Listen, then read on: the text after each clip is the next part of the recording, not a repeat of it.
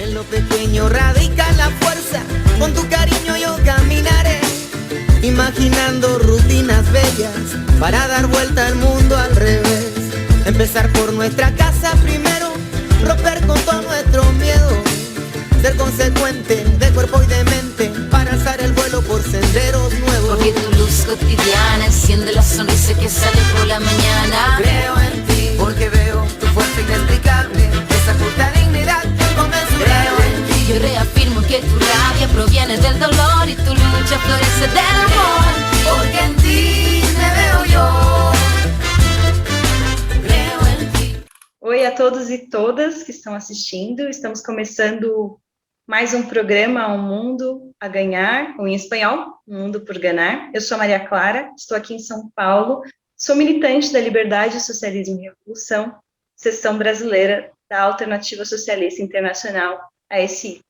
No episódio de hoje, nós vamos abordar um tema de bastante importância para a América Latina e para o mundo: o levante popular na Colômbia contra o governo de direita de Iván Duque.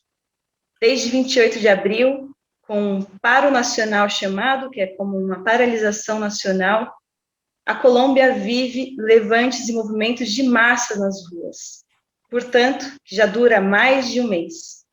Tivemos grandes protestos, paralisações de setores importantes da economia, bloqueio de rodovias, enfim, a indignação popular expressa de diversas formas, né? São trabalhadores, trabalhadoras, mulheres, negros e negras, indígenas e LGBTs, todos os setores oprimidos e explorados da sociedade, manifestando, indo às ruas, marchar, né? E um dos estopins dessa luta foi a reforma tributária de Iván Duque, que tentou fazer com que os trabalhadores pagassem a conta dessa crise, colocar nas costas dos trabalhadores a conta da crise que os mais ricos não querem pagar, né? Então, foi muito agravada essa crise, a gente já sabe que vem de longe, né? Se agravou com a pandemia e também com as políticas desse governo de direita. Portanto, o que a gente está vendo é uma explosão de uma raiva acumulada há muito tempo na sociedade.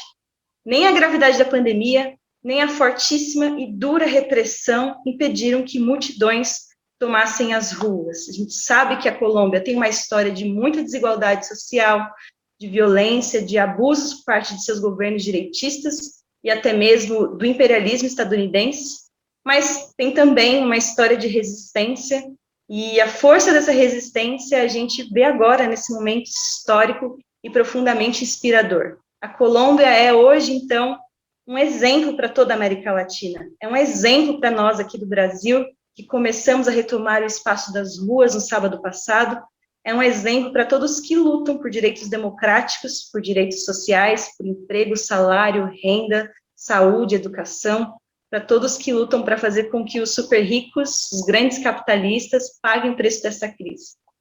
A gente sabe que o Duque mantém uma postura de repressão, mas também foi obrigado a recuar com um projeto de reforma tributária e também com a proposta de privatização da saúde. Portanto, a gente quer saber como que está essa situação agora, quais as lições que a gente pode ter até esse momento, como que essa luta irá continuar, como que a gente pode intervir nesse movimento, nós que estamos vivendo e militando em outros países. E para discutir tudo isso, todos esses temas, a gente tem aqui conosco o camarada Davi, militante da ASI, colombiano de origem. Nesse momento ele está na Alemanha, ativo na solidariedade com a luta na Colômbia. Como que você está, Davi? Seja bem-vindo. Eu queria começar perguntando como que o estopim desse movimento, a reforma tributária do Iván Duque e suas políticas neoliberais, fala um pouco para a gente quem é Iván Duque y sus políticas. Hola María Clara, estoy bien, gracias. Bueno, no he dormido muy bien por causa de todo lo que está pasando en este momento en el país. Definitivamente le quita a uno el sueño. Bueno, sí, ahora que me preguntabas de Iván Duque, se podría decir realmente que Iván Duque es nadie. O sea, en sí, él no tiene ninguna significancia política. Salió absolutamente de la nada en el contexto del país. Lo que es importante es más bien su movimiento político, aunque decirle movimiento no sé si sea la mejor forma, Es el Partido Centro Democrático, el partido de ultraderecha colombiano, formado hace relativamente poco por Álvaro Uribe Vélez, que podría decirse que es el gamonal, el señor feudal más importante y también político más importante del país, con una historia bastante turbia. Según lo que se conoce, puede estar está vinculado, entre otras cosas, con la fundación de los movimientos paramilitares en Colombia. Hay indicios de que también estuvo vinculado con el robo de tierras de muchos campesinos a través de dichos movimientos paramilitares. También está fuertemente vinculado con la gran banca colombiana. Definitivamente defiende él y su partido a los grandes capitalistas del país. Y en términos generales también, por lo que se sabe, tiene vínculos cercanos él y muchos de los miembros de su partido con el cartel de Medellín. Entre otras cosas, él era director de la Aerocivil colombiana cuando se le dio la autorización a nada menos que Pablo Escobar de tener su aeropuerto privado en su finca. Pero bueno, todo eso es conjetura, se podría decir, porque nada de eso está probado. Hay una larga lista de testigos asesinados hasta el momento que han asegurado la inocencia aparente de ese hombre. Y él fue elegido por 2 periodos en Colombia. También cambió la constitución para ser reelegido, es decir, solo se podía elegir un presidente por un periodo hasta que él la cambió. También ahí hay alegatos de corrupción relacionados con eso. Pero cuando ya no pudo estar más tiempo en el poder, porque era realmente un político muy popular, a pesar de todas las cosas que hizo, puso a otras personas en su lugar. En primer lugar, a Juan Manuel Santos, que fue su ministro de Defensa y que de cierta manera lo traicionó al hacer el acuerdo de paz con las FARC. Aunque más que traicionarlo, lo que hizo fue quitarle protagonismo, y después a Iván Duque, una persona de mucho menos importancia política y mucho más fácil de manejar. Esas acusaciones de títere que le dan a Iván Duque son bastante ciertas, porque él mismo ha llamado a Álvaro Uribe el presidente de Colombia. Creo que fue un desliz freudiano más que cualquier otra cosa, pero le da a uno la claridad de cómo es el poder en el país en realidad. Pero bueno, Iván Duque es en este momento el vocero de las decisiones políticas de la ultraderecha colombiana y lidera una coalición no solamente del partido de ultraderecha, sino también de los partidos de centro derecha y el Partido Liberal, que es el partido de centro izquierda oportunista del país, aunque bueno, centro izquierda es decir demasiado, pero es históricamente de centro izquierda.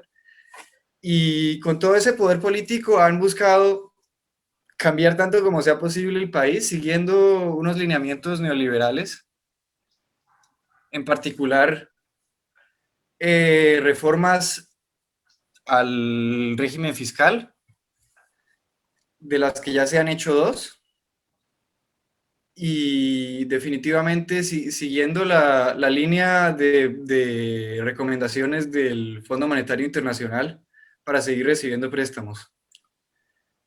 La última política importante fue su tercer intento de reforma tributaria, que fue la reforma tributaria propuesta últimamente, la que generó este paro.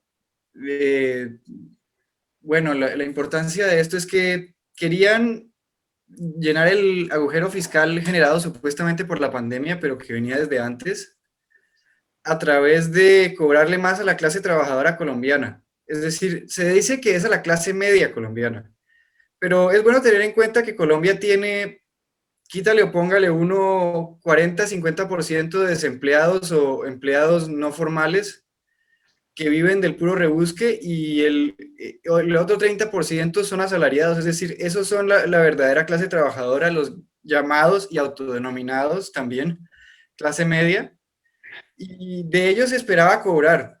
Pero yo creo que le salió el tiro por la culata, porque tanta manipulación con la ideología neoliberal que ha habido en Colombia le ha dado la impresión a todo el mundo de que son clase media o de que pueden ser. Y entonces cuando esta reforma se realizó claramente en contra de la clase media, pues se movilizó todo el país, porque también había varias secciones que claramente estaban dirigidas a favorecer a los sectores capitalistas, en particular a los banqueros, y incluían algunas exenciones para propietarios de tierra también. Bueno, eso venía desde antes. En todo caso, esta es la tercera de 3 reformas tributarias que lleva Iván Duque, una en el 2018, una en el 2019 y esta en el 2021. Wow. La del 2019 fue la que provocó una gran protesta en primer lugar, pero se detuvo debido a la pandemia.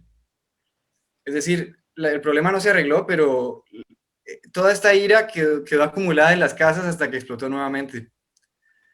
Bueno, y a eso nos lleva a donde estamos hoy. Isso lembra bastante um pouco da história da direita, assim, no Brasil, também o próprio governo do Bolsonaro aqui. Mas uma das coisas é para você falar um pouco também como que foi esse movimento de massas do 28 de abril, né, como que ele começou, como se desenvolveu, qual é a situação nesse momento. Bueno, ya te conté de la reforma tributaria, de la propuesta de reforma tributaria bajo Iván Duque y su ministro de Hacienda Carrasquilla, un economista, doctor en economía también de una universidad privada, que sigue muy de cerca el modelo económico ortodoxo a nivel internacional, pero también es amigo de los grandes capitalistas y obviamente hizo lo que fuera posible para favorecerlos a ellos en el proceso de la nueva reforma. Y no solo fue esa reforma la que llevó a la gente a la calle, aunque fue lo más apremiante, porque también había planes de una reforma a la salud y una reforma pensional. Entonces, con eso a cuestas, los sindicatos de Colombia, que no engloban a una parte muy importante de la población, pero definitivamente tienen alcance y poder, llamaron a una movilización. Sin embargo, esa llamada a una movilización fue más la concretización de una tendencia que ya se venía formando de muchas personas que estaban descontentas y que iban a salir a la calle tarde o temprano por su cuenta. Las protestas iniciaron con mucha violencia, es decir, la mañana del día en el que se había llamado a la movilización, antes de la movilización misma, un hombre fue asesinado en Cali, otro murió en el Tolima, si no me equivoco, y al cabo de un día ya llevaban 5 muertos. Sin embargo, fueron tan masivas las movilizaciones en todo el país, y no solamente en todo el país, sino también en regiones que eran históricamente conservadoras en contra del gobierno, que al cabo de 3 días de protesta ya el gobierno declaró que iban a remover el proyecto de reforma, pero no removerlo del todo, es decir, dijeron, pero lo que decían es que lo iban a llevar de vuelta a redactarlo de una manera que fuera más satisfactoria para la gente. Sin embargo, si algo tiene el Partido Centro Democrático es que está lleno de mentirosos como buenos políticos y buenos políticos colombianos. Nadie les creyó cuando dijeron eso también, porque además nadie confía en que lo que saquen sea mejor que lo que estaba antes. O sea, la primera reforma era un texto de 120 páginas de los que tuvieron que interpretar qué significaba cada sección porque nadie la podía entender, como típicas legislaciones tramposas. Entonces la gente se mantuvo en la calle y se mantuvieron en la calle lo suficiente para que también afirmaran, también muchos partidos oportunistas en la coalición de gobierno le retiraran su apoyo a la reforma a la salud, que buscaba terminar la privatización de la salud que lleva ocurriendo en Colombia desde 1993, y también que se le quitara apoyo a la posible reforma pensional, que también se pensaba hacer para privatizar del todo las pensiones de los trabajadores. En cuanto al tema de cómo se vivieron las manifestaciones, con muchísima violencia. Es impresionante, al menos si las comparamos con las manifestaciones del 2019 en las que murió el joven Dylan Cruz, ahora casi mundialmente conocido, que el número de muertos, si bien claramente cualquier número de muertos es demasiado, no se compara con el de esta ocasión. Es decir, 15 muertos reportados en los primeros 2 o 3 días y en este momento estamos por los 40, al menos 43 muertos confirmados, aunque te puedo decir que son muchos más, pero por los 43, al menos 43 muertos confirmados, hay claramente un cambio en la política del gobierno. Sim, são casos muito chamaram muito atenção, né? Tanto da repressão que a gente viu acontecer, que estamos vendo daqui, né, de longe. Acho que é impressionante não só os casos de morte, mas desaparecidos também, né, de pessoas que sumiram, né, que estavam em manifestações. E uma coisa que também me chamou bastante a atenção foi o caso de uma jovem que foi violentada sexualmente pela polícia, né, que depois acabou se matando, se suicidou. Então, também uma forma de violência a mais, né, contra as mulheres nas ruas, né, que estão indo manifestar. E acho que era falar um pouco disso também, sobre essa repressão, né, como que o movimento pode enfrentar isso, né, e, enfim, de fato, não é algo que fez as pessoas recuarem, né, continuam mobilizadas nas ruas, mas acho que como enfrentar isso, né, acho que é um ponto importante também para a gente discutir. Bueno, María Clara, las personas empezaron a movilizar desde el 28 de abril, sí, por la llamada de los sectores sindicales a la movilización, pero definitivamente ya se habrían movilizado por su cuenta. Es impresionante la cantidad de personas que salieron a la calle en Colombia, porque incluso sabiendo que hay pandemia y que se tenían que mantener en las casas por su bienestar, que también llevó a muchas personas a no salir, yo diría que tal vez cientos de miles de personas salieron a la calle en toda Colombia y millones apoyaron el movimiento desde los balcones golpeando ollas y pailas y saliendo con pancartas. Mi mamá marchó también. Mi hermana, que de 13 años, quería salir a marchar, es decir, el movimiento englobó a casi todo el país. Muchos sectores tradicionalmente de derecha estaban de acuerdo en oponerse a la reforma tributaria también de cierta manera porque como clase media o clase media se sentían afectados por la reforma.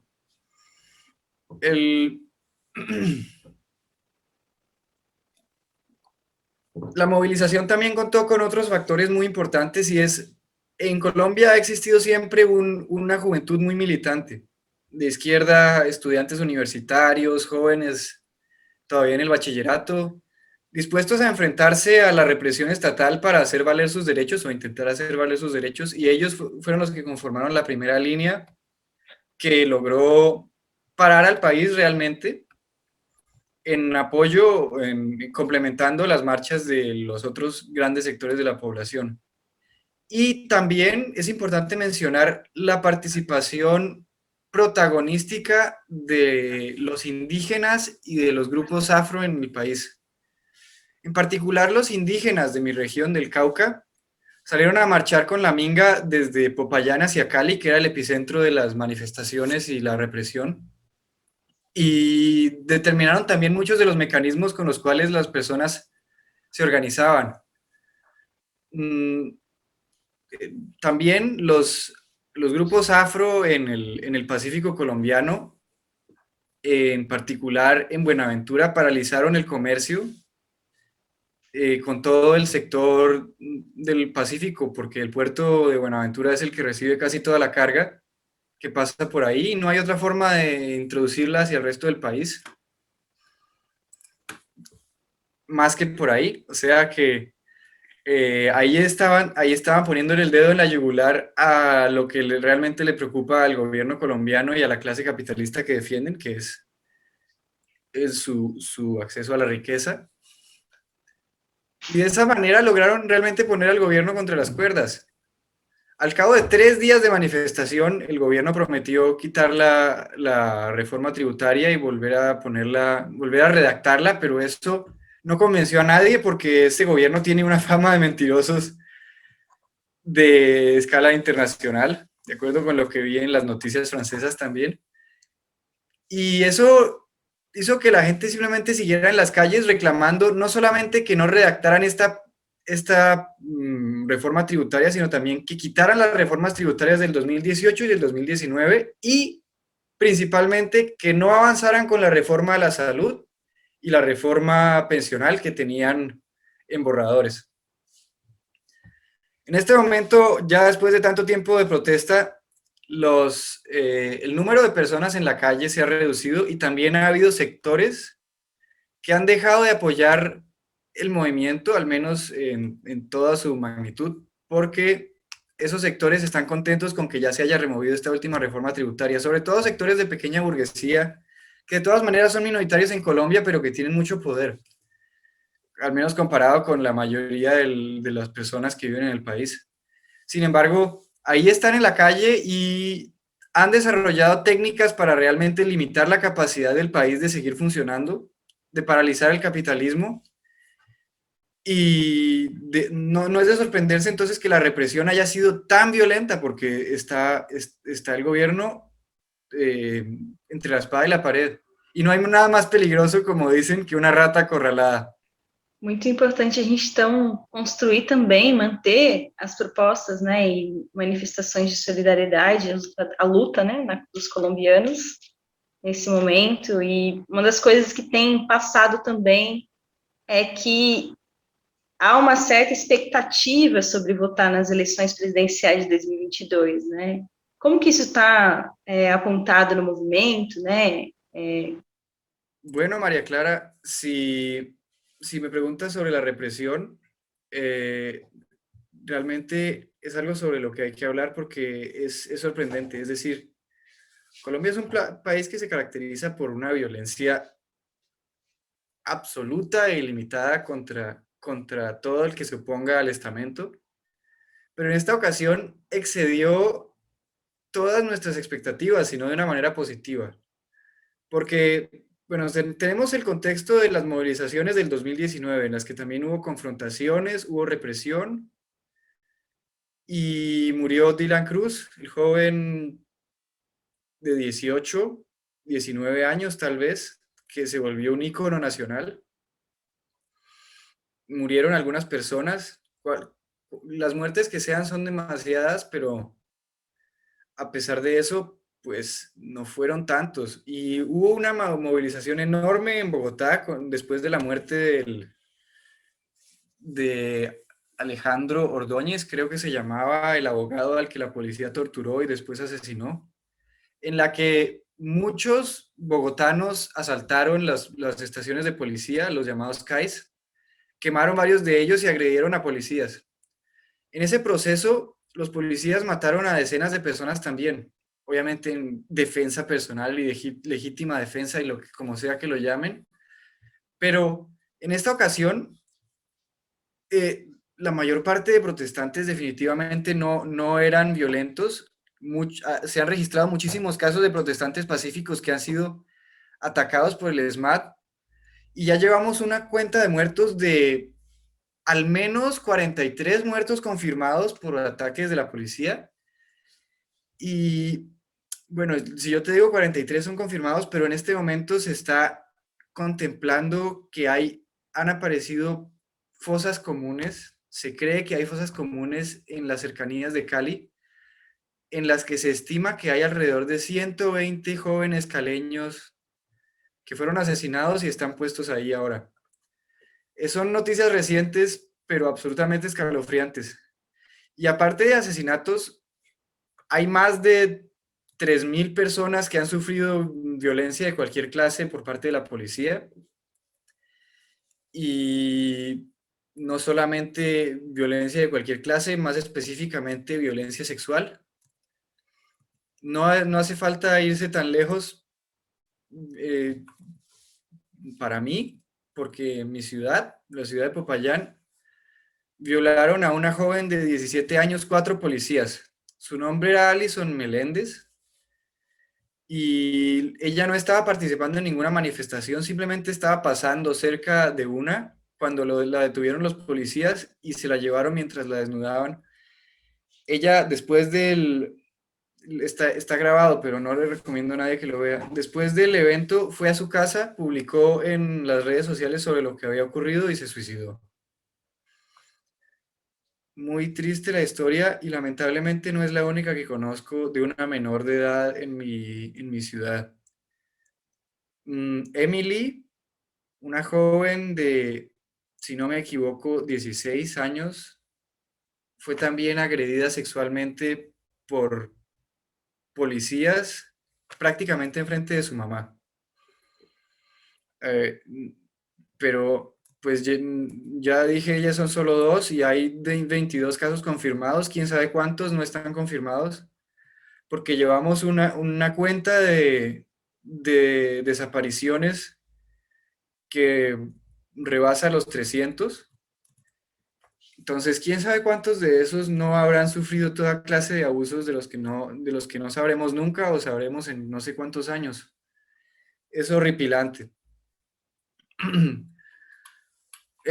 Obviamente en el ojo del huracán está esta organización pseudomilitar de la policía, el ESMAD, el Escuadrón Antidisturbios, que tiene equipo militar con armamento especial recién comprado porque puede que no hubiese dinero para mantener al pueblo colombiano que estaba pasando hambre durante la pandemia, pero sí había para comprar armamento nuevo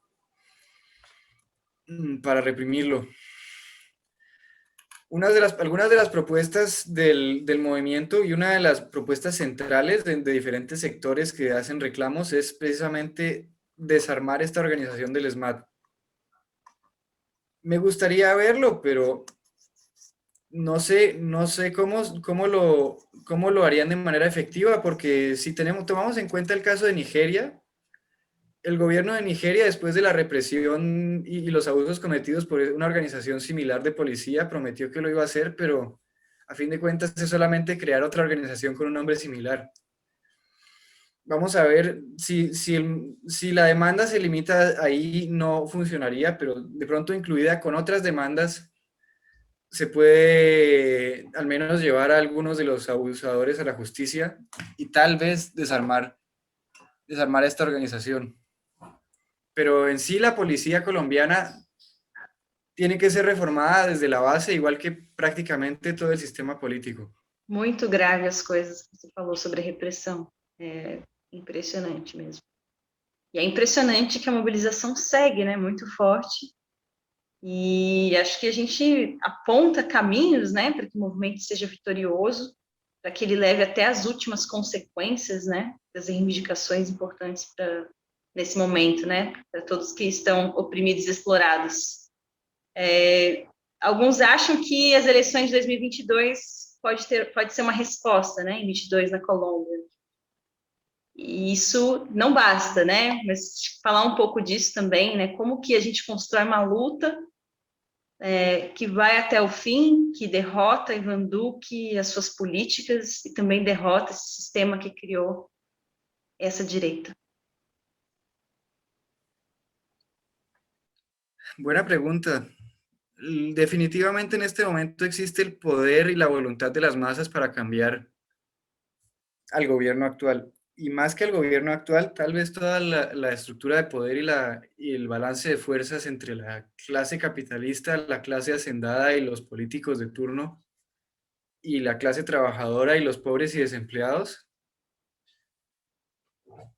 Lo que se ve en primer lugar es que definitivamente hay mucho apoyo hacia los llamados progresistas, encabezados por Gustavo Petro,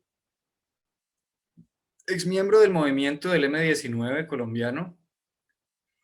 Él definitivamente sabe cómo criticar las fallas del gobierno actual, pero nunca va lo suficientemente lejos tampoco en sus propuestas. Él tiene estas propuestas también un poco vacilantes y difusas del capitalismo humano con su movimiento Colombia Humana, y piensa que limitando el poder de los grandes capitalistas y asegurándose de que no se cometan crímenes se puede arreglar el problema que existe en Colombia. Pero el problema de Colombia viene desde la base y su condición en el mercado mundial también y su condición económica, porque Colombia, aun cuando Gustavo Petro esté a cargo, no puede hacer mucho más que exportar materias primas, algo de turismo y a través de eso no se saca a un país de una deuda externa, de una crisis económica con una clase trabajadora cada vez más empobrecida. Definitivamente hay que reestructurar la forma como se produce y la forma como se decide qué producir en el país y para quién. Y también, obviamente, la propiedad. Para eso, definitivamente es necesario un movimiento de masas que esté estructurado y organizado con un plan a largo plazo, un programa político socialista y anticapitalista que no se someta ante las amenazas del Fondo Monetario Internacional y de Estados Unidos y Europa, que no piense que puede ser como Suiza, como muchos piensan en Colombia, que simplemente es cuestión de elegir al presidente apropiado y no tener corrupción y el Colombia se puede volver como Suiza porque Colombia solamente se puede volver como Colombia, es decir, Colombia se tiene que desarrollar a sí misma dadas las circunstancias en las que está, es decir, teniendo en cuenta sus circunstancias y con la participación activa de una clase trabajadora politizada. En primer lugar, ahora que ya está politizada, lo que tendrían que hacer sería unificarse, como dije, con un programa y ir más lejos que lo que el Comité de Paro Nacional propone. Es decir, el Comité de Paro Nacional está en este momento tratando de sentarse con el gobierno colombiano.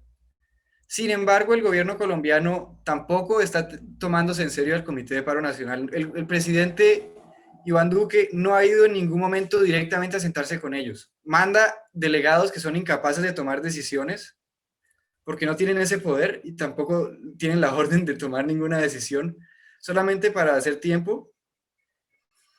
Mi impresión aquí es que el Centro Democrático quiere antagonizar a la clase trabajadora con los sectores de la pequeña burguesía colombiana. El problema de este fenómeno es que si la clase trabajadora que se está movilizando tampoco tiene una propuesta convincente, cada vez va a perder más legitimidad en cuanto a quiénes salen, quiénes se movilizan. Obviamente todavía la tiene, pero lo que pasa es que si no está la claridad, lo que va a haber es un desgaste de fuerzas y lo máximo que vamos a conseguir es un gobierno de Gustavo Petro, tal vez, si no lo asesinan, y un capitalismo progresista que solo nos va a traer decepciones. No sabría por dónde empezar a comunicar a las personas que se están movilizando la importancia del programa socialista, pero si hay un momento para hacerlo es ahora. Es decir, nunca había visto una cosa como esta en la que las personas hablaran de autogobierno, establecieran estructuras de poderes locales, en Cali principalmente, y decidieran que el país se puede hacer a su manera y no como la clase dirigente que ha existido en el país desde hace 200 años lo ha elegido. Ahora, lo que tienen que entender es la cuestión económica que reside detrás de todo eso y más a corto plazo la cuestión política que rige esa cuestión económica. A corto plazo, definitivamente, Duque no cuenta con la legitimidad para seguir gobernando. Si Colombia es una democracia, al menos una democracia liberal, una democracia burguesa, en el papel, entonces tienen que existir los medios para que él y su bancada criminal y todos los políticos que están en este momento en esa coalición de gobierno se vayan y empiece a representar a los colombianos, los políticos de su preferencia. No debemos parar ahí, pero sería un buen comienzo. La voluntad existe, solo hace falta la valentía, pienso yo.